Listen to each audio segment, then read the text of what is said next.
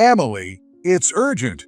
My dad apparently fell at work and broke his leg. I'm worried, so I'm going back to my hometown for a while starting tomorrow to take care of him.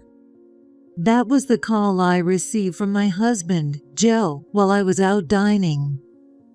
My father-in-law lives alone in a remote rural area, and he's not exactly young anymore, so it's certainly a concern. But what's going on here? Right in front of me, the father-in-law who supposedly just broke his leg finished an ultimate double cheeseburger with great vigor. He doesn't seem injured at all. I had a lot of questions, but I thought it wouldn't help to have a long conversation right now, so I just told Joe I understood. That's worrying. Got it. Could you tell me more when things settle down? My father-in-law, seeing my puzzled expression as I ended the call, spoke up with concern. What's the matter, Emily? Who was on the phone? Well, Joe just called. He said you broke your leg and that he's going back to take care of you for a while. My father-in-law, Bob, seemed surprised too, but after a moment he said, I don't know why Joe would say something like that, but for now, it's better not to dig too deep. Do you think Joe has some reason for lying?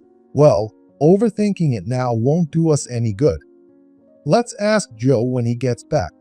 For now, let's forget about it and have a drink. How about I treat you to a beer? I don't know what to do from here, but I can't just ignore the fact that Joe lied. First, I've got to find out why he lied. My name is Emily. I moved to New York when I married Joe, who works at a trading company in the city, and we were blessed with a lovely son, Aiden. I had friends who didn't get along well with their in-laws, so I was worried about how I'd fare.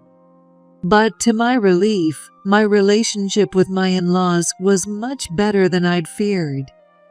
After Aiden was born, we visited Joe's parents in Nebraska every 2 months, and they helped us with childcare. Now Aiden has grown up, graduated college, and moved out, so we don't go back as often, but we still visit every Thanksgiving and Christmas. Bob learned the trade of construction when he was young, and, even at 80, still works as a foreman. He has more apprentices who look up to him, and he always boasted it felt like his family was growing. My mother-in-law was a homemaker, tirelessly supporting him from early morning till late at night. Even as he aged, Bob's appetite never waned, and he ate as much as his young apprentices. It's tough to cook every day.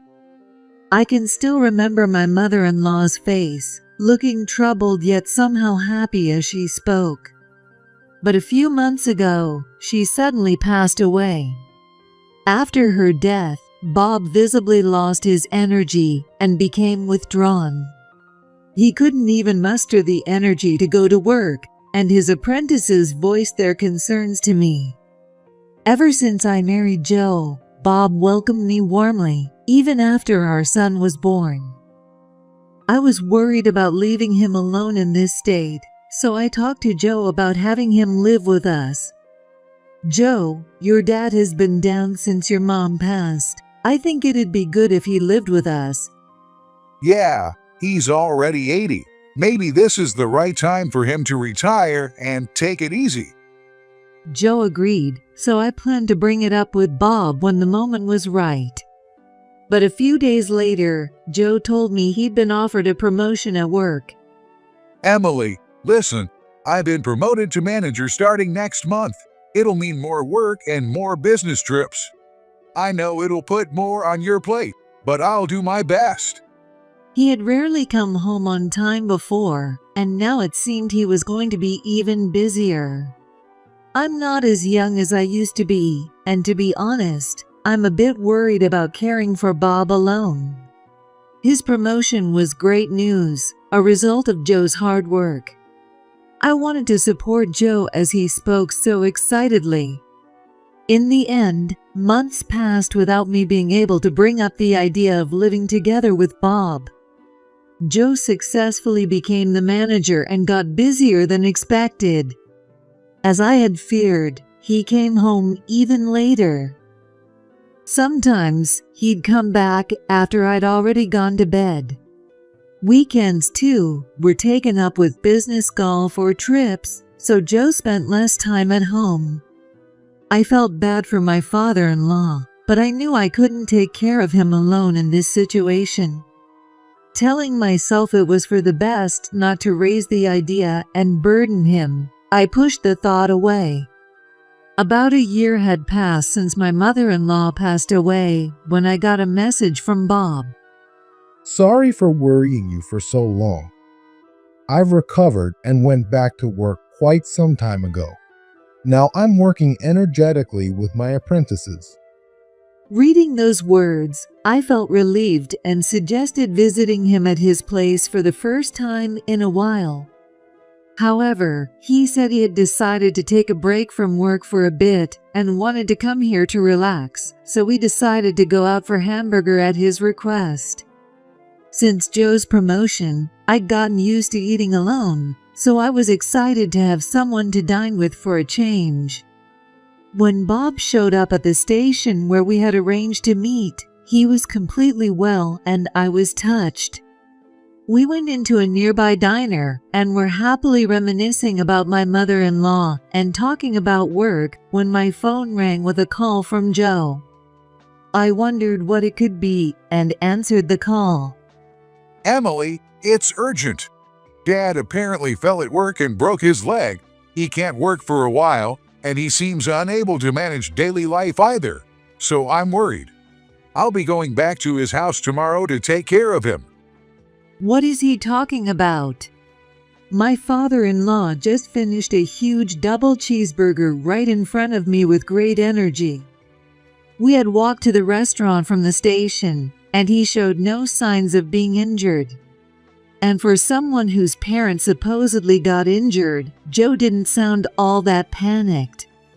I had a lot of questions, but I knew a long conversation right now wouldn't help, so I just told Joe I understood. That's worrying. All right, go ahead and be with him. Could you let me know more details when things settle down? Yeah, of course. I hate to trouble you, but his doctor said it will take 2 months to heal, so I'll have to leave you alone for a while. Joe replied as if he was unaware of how I felt. I'm out right now, but I'll pack your things when I get home. When I said that, Joe sounded somewhat flustered. Oh, right, you're not home now. Well, there's no need to rush back. I'll pack and leave tonight. What is Joe hiding? Seeing my anxious expression after hanging up, Bob spoke up with concern. What's the matter, Emily? Who was on the phone? Well, Joe just called. He said you broke your leg and that he's going back to take care of you for a while. Bob also looked surprised, but after thinking for a while, he said, I don't know why Joe would say such a thing, but for now, it's best not to pry. Does Joe have some reason to lie? Well, something's not quite right. But let's wait and hear it from Joe when he gets back. The uneasy feeling wouldn't go away, but I was glad Bob was with me. If I were alone, I might not have been able to handle this anxiety. Well, thinking about it now won't change anything. For today, let's just have a drink and forget about this. How about I treat you to a beer?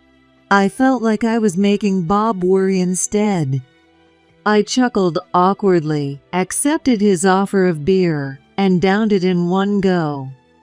The bitterness spread through my mouth, washing away a bit of my unease, and I felt slightly better. After a few more drinks, we both ended up happily tipsy and headed home. When we arrived, the house was dark. Joe had already left. Seeing the dark room, I felt the alcohol leave my system. Even though I'd asked him to let me know when things settled down, I hadn't heard from Joe since. Bob said he had some reasons that prevented him from returning to the countryside for the time being, so he decided to stay at our place until Joe returned. He didn't say it, but I think he was worried about me since I still looked so uneasy. After I got used to having Bob around, Joe finally contacted me to say he was coming home. As I vaguely realized that 2 months had passed, I had a bad feeling and felt uneasy about facing Joe alone, so I asked Bob to watch over us from the room next to the living room. Joe came home at 9 p.m. "Welcome back. How's Dad doing? It must have been tough with work and all." Work's finally settled down. As for Dad, Joe spoke with his eyes cast downward. I held my breath, waiting for what he'd say next. actually, Dad's leg healed, but it seems his injury was worse than I thought, and now he can't walk properly. So he's going to a care facility, and I'll need to visit him often, going back to his place. Before Joe could finish, the door to the next room swung open. Joe, what are you talking about? I didn't break my leg, nor did I hear anything about going to a care facility. I've been here with Emily this whole time for the past 2 months. Where have you been going without me at home? Bob scolded Joe with intense anger. Dad, what are you doing here? Joe, who hadn't expected to see his father there, was left speechless, his mouth opening and closing like a fish. Emily, you tricked me. Joe, ignoring his own lies, lashed out at me. Joe, I don't know why you use me as an excuse to lie, but yelling at Emily is not right, is it? Stay out of this, Dad. This is between me and Emily. And why are you even here? Though Bob stepped in to defend me, Joe's anger was still directed at me. I heard that Bob's house was leaking badly and undergoing renovation. He wanted to do it himself, but his apprentices insisted on helping him. When you called me saying he'd broken his leg, I was actually with him. Gosh, then why didn't you say you were with him then? Joe, weren't you the one who lied first? You haven't been home for 2 months, but if you'd come back even once, you might have noticed. I mean, Joe was finally at a loss for words. Then Bob pushed further. Where have you been for the last 2 months? I never received any word from the apprentices that you came back. Well, actually, I was at Aiden's place. He had something he needed to talk about that he couldn't tell Emily. I had no choice but to say I was going to Dad's. Joe piled on another lie. It was obvious this was a lie too, and I had a reason to know that. I was about to confront Joe's shameless excuses in front of his own father when Aiden came home. I'm back. Wait, Dad? You're here? Aiden, why are you here? Aiden came back because he was worried about me and Bob living alone. He stayed with us for the 2 months you were gone. Aiden, Joe said he was at your place for the last 2 months. Did you ever get any notice of that? Huh? No, Dad never said anything about coming over. Besides, I have my house keys with me, so he couldn't get in anyway. Aiden's testimony sealed the matter. Joe couldn't escape the truth now. He was backed into a corner. No, I was definitely at Aiden's. You guys are just misunderstanding. You're all plotting against me. Seeing Joe ranting nonsensically, I felt strangely calm and showed him the screen of my phone. It displayed pictures of a young woman and a newborn baby. Do you recognize this woman? Well. Joe's face turned pale. It seems you were indeed at our son's place for 2 months, but this isn't our child. I didn't want to say this in front of Aiden, but were you cheating on me? She's just my coworker. If you're saying I had an affair, prove it. Joe brazenly demanded. I slapped down the disturbing emails I'd received in front of Joe. This is the proof of your affair with this woman. My phone displayed numerous messages from Joe's mistress. I'm the one Joe really loves. Just leave him. Even at work, Joe is all over me. Joe said he prefers a young and beautiful woman like me over an old, wrinkled wife. The baby was born the other day. Looks just like Joe and me. Although the messages didn't include any pictures of the baby, they mentioned habits and physical features of Joe that only I, his wife, would know, making it impossible to dismiss them as just the mistress's fantasies. She probably thought that if she had a child, I would divorce Joe. Dad, were you lying and having an affair when Mom and Grandpa were going through so much? Joe, you even have a child? No. Unable to bear it anymore, Joe grabbed only his wallet and phone and bolted out of the house. An awkward silence hung in the air, but Aiden and Bob spoke up in bright voices. Well, Mom, you haven't done anything wrong. Let's just forget about today and get some sleep. That's right. Aiden's right. Emily, let me handle the cleanup today. Grateful for their kindness, I decided to turn in early for the night. However, the next day, a heap of nasty letters from Joe's mistress arrived. The mailbox was overflowing with paper, scribbled messily with hateful words. Don't think you can just panic now that Joe's about to dump you. Don't be jealous just because you're not the one he loves. Why don't you face reality and just give up? Stop clinging to your high-earning husband and get a divorce now. There was no sender's name, but it was clear who had written them. There were at least 30 letters. Apparently, after Joe stormed out of the house yesterday, he went to his mistress's place. He must have lashed out at her for contacting me.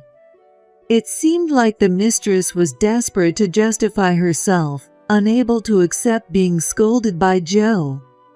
I didn't want to further exhaust myself over something that wasn't my fault. When I consulted Bob, he advised me to contact a lawyer, so I went straight to a law office. After consulting with the lawyer, it was decided that we would demand alimony from both Joe and his mistress, inform the mistress that any further communication must go through the lawyer, and ignore any attempts to contact me directly. But the next day, Joe and the mistress showed up at the house together. It seemed they were upset about the demand for alimony. Ignoring the instruction to go through the lawyer, they barged into my home. Who do you think has been putting food on the table all this time while you've been just a housewife with no job? If you want to demand alimony from us, I won't be sending you any money for living expenses from now on. Joe tried to use money to threaten me, but in reality, he hadn't contributed to living expenses at all during the 2 months he was supposedly back home. During that time, we had been living off Bob's and my savings, but with Aiden grown up and having moved out, I was thinking it might be time to start up part-time jobs. It didn't matter if Joe stopped sending money. We could manage our lives on our own. Understood. I don't need the living expenses, so I'll go ahead with the alimony claim. Joe seemed taken aback by how easily I agreed, but still unwilling to pay alimony. He hesitated for a moment before saying, Have you forgotten what I've done to raise Aiden? You couldn't have sent him to college on your own. It's true that Joe's earnings allowed Aiden to go to college, but I handled all the support at home. Joe hadn't raised Aiden by himself. I didn't mind being criticized, but when it came to child rearing, I had my pride. Being told that I couldn't have properly raised Aiden without him shattered that pride. I bit my lip in frustration, and Bob yelled at Joe in my defense. You didn't raise him on your own. Aiden grew up well because Emily was there to support him. And if you're going to boast about raising your kid, Remember that it's thanks to me that you grew up to be who you are. But I sure didn't raise you to be a cheater. Joe, who was now being scolded by his parent in front of his mistress, couldn't say a word and hung his head. His mistress, standing next to him, tried to defend him. Wait a minute, Bob. However, Bob shot back, "You have no right to call me by my first name," leaving both of them hanging their heads in shame. Seeing this, I placed the completed divorce papers in front of Joe. I had thought about divorcing him when the mistress contacted me. If Joe had admitted to his affair and shown genuine remorse, I would have considered giving him another chance. But instead, he lied on top of lies, and then had the nerve to lash out at me. I was already prepared. Joe hadn't expected a divorce and quickly tried to defend himself. Emily, please reconsider. It was just a moment of weakness. I don't care about this woman. I'll make it right, and we can keep going as a couple. Hearing this, the mistress standing beside him flew into a rage. Wait a minute. What are you saying? You promised you'd leave her and be with me. You said you couldn't see her as a woman anymore. Are you telling me you lied to me too? It was a momentary lapse. I never intended to be with you. But we already have a child. What are you going to do about this? I couldn't afford to have them start fighting here. Joe refused to sign the divorce papers no matter how many times I asked, but eventually Bob told him to sign it, so he reluctantly picked up a pen. Slowly, he filled in the necessary details, and after making sure everything was completed, I kicked Joe and his mistress out of the house. However, the two showed no intention of leaving. Joe was banging on the front door, begging to be let in, while the mistress yelled at him loudly. Emily, let me in. Listen to me. Hey, we're not done here. How dare you trick me? I'm going to sue you for marriage fraud. Hearing their loud commotion at the front door, Bob called the police, as it was becoming a disturbance to the neighbors. A few minutes later, hearing the police sirens, the two finally realized they were in trouble and fled the scene. Bob and I looked at each other, relieved as we glanced at the now quiet front door. After that, Joe kept trying to contact me to reject the divorce, but I ignored him and submitted the divorce papers. I then had my lawyer demand alimony again, and when Joe still refused, I told him, "If you refuse again, I'll take you to court. In that case, I'll have your salary garnished." Finally, he seemed to give up and agreed to pay the alimony. Perhaps Joe feared that a midlife divorce would damage his reputation at work, especially now that he had been promoted to manager. He was a very proud man. 3 months passed after our divorce, and I received several calls from Joe. Even after all this, he still couldn't follow the instruction to contact me through my lawyer. As I was about to turn off my phone to ignore him, another call came in. Of course, it was from Joe. Not wanting my call log to be filled with missed calls, I decided to answer. "Hello, what do you want now?" Emily, someone I don't know is living in my family home. What's going on? It seemed that Joe had been abandoned by his mistress and had nowhere to go, so he decided to return to his family home. But when he got there, he found strangers living in what he thought was his house, and they turned him away. "Oh, remember when I said your dad's house was undergoing repairs due to severe leaks? Well, the repairs are done. But after living with us, your dad felt it would be too much to live alone in the countryside. So he decided to sell the house and move in with me." What? I wasn't told about this. You sold my house without my permission. Joe yelled in rage, but I calmly replied, If you'd actually returned to the family home even once, you would have noticed the renovations and the sale. You didn't notice because you were lying. This is your own doing. Also, when you say, my house it was actually built in your dad's name. Since he agreed to sell it, there was no issue. I hung up the phone before Joe could respond. Soon after, I got a letter from the mistress. She ignored the directive to contact me through my lawyer and sent the letter directly to me. It was full of self-centered claims that she was the victim, arguing it was wrong for me to demand alimony from her and that she should be the one asking for it. Considering all the vile messages she had sent me before, it was outrageous for her to play the victim now. I ignored her demands and sent her a folder containing all the emails she had sent. This is what you did. Face reality and pay the appropriate alimony.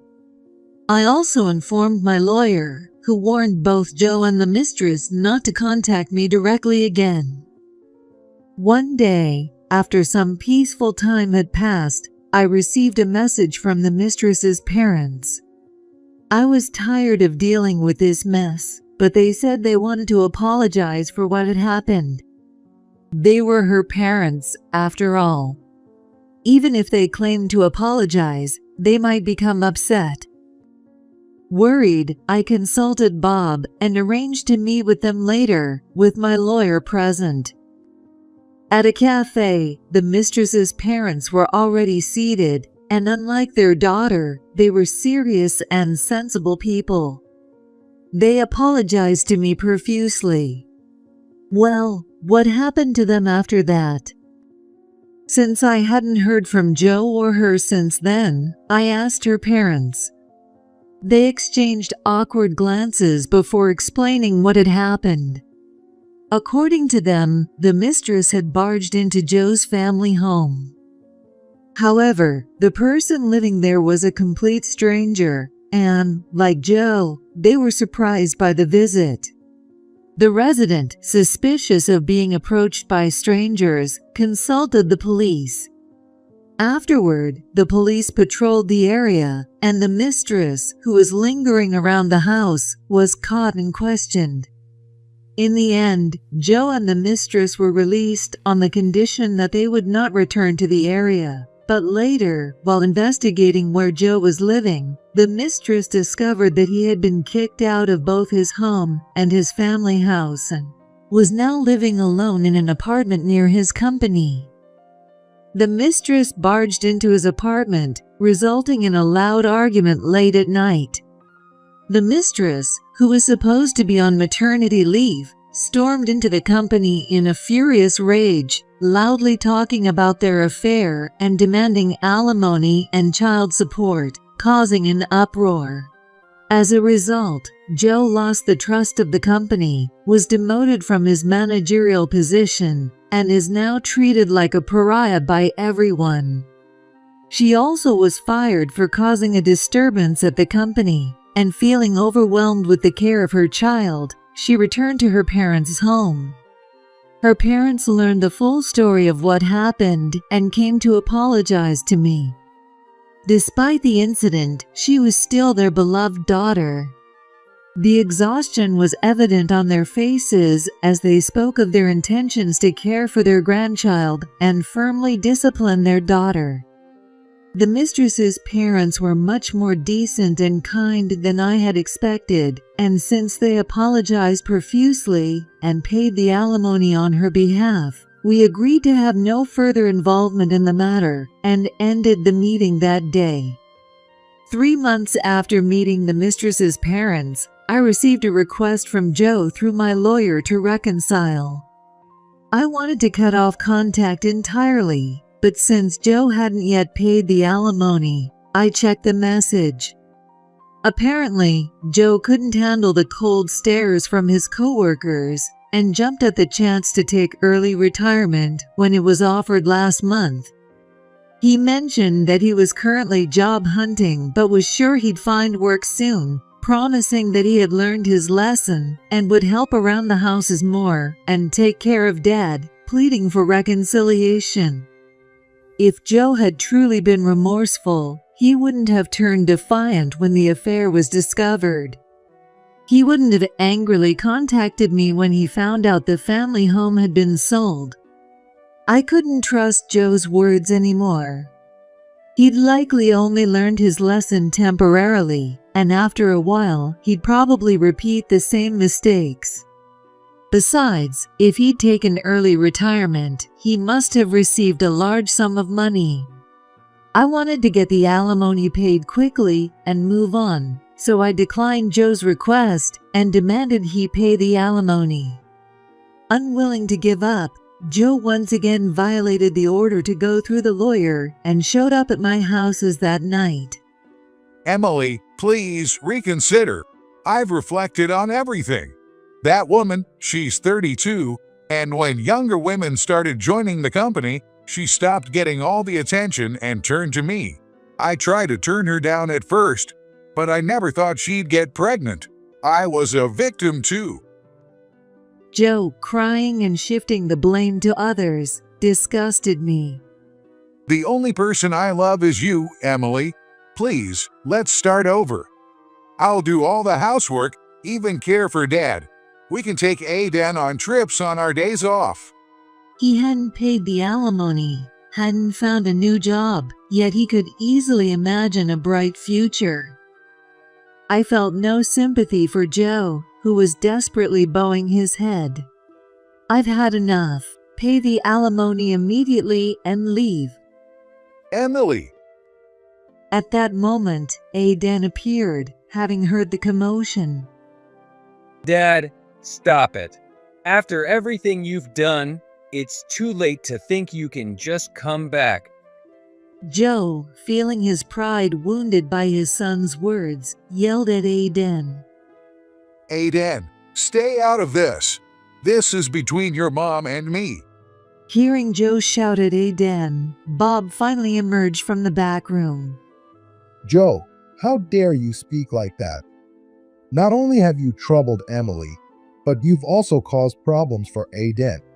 Do you even realize how many people you've hurt? Having reached the point of no return, Joe began to cry and scream. This is my house. If you want me out, then you all leave. Hearing this, Bob went back to the room and returned with some documents. This house was built when you got married. Here's the property registry. It's in my name. This isn't your house. Now leave. Unable to say anything in response, Joe left the house, crying and shouting. After repeated demands from the lawyer, the alimony was finally paid. Since then, Joe hasn't contacted me, and I've started working part-time, living peacefully. I suggested that Bob continue living with me, but he refused, not wanting to be a burden, and rented an apartment nearby. He arranged for the house ownership to be transferred from his name to mine, and now I live alone. Sometimes I feel lonely, but in those moments I visit Bob, who lives nearby. He chose the nearby apartment so I could be there quickly if something happened, but I find myself visiting even when nothing is wrong. On Aiden's days off, the three of us go out together. Recently, he's even started using care services.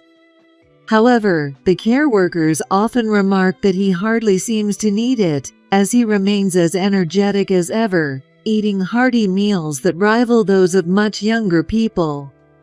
Today is our monthly dinner outing with Bob, Aiden, and me. As I waited at the station, I saw Bob waving as he approached. Hey, Grandpa's here. Aiden waved back at him. You look as energetic as ever, Bob. I'm glad. I can't let the young folks beat me just yet. I asked Bob, who was laughing heartily. What shall we eat today? Let's see. I'm in the mood for a big hamburger. Sounds good. I'll go for a mega hamburger too. Aiden and Bob started walking toward the diner. I glanced up at the sky and saw a clear, cloudless blue. I never imagined that I'd go through a divorce in my 50s. I thought infidelity was something that only happened in TV dramas. I was deeply saddened. I felt a lot of pain and frustration. But still, I have my irreplaceable family supporting me. I'm sure that the rest of my life will be as clear and bright as this sky. Wait up, you two. With a light heart, I chased after them.